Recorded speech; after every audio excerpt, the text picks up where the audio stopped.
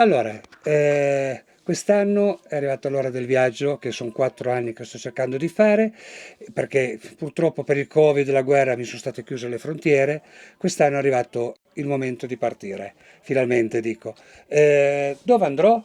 Boh, a Samarcanda, in Uzbekistan, ma non solo. Quando arriverò a Samarcanda, passando dalla Turchia, Georgia, Kazakistan, tirerò su dritto fino a Mosca. Farò 3400 km nella steppa di Mosca per poi salire ancora verso San Pietroburgo, paesi lituani, scendere Polonia, Cecoslovacchia, Austria e Italia. Sarà un giro da 15.000 km che affronterò in 39 giorni.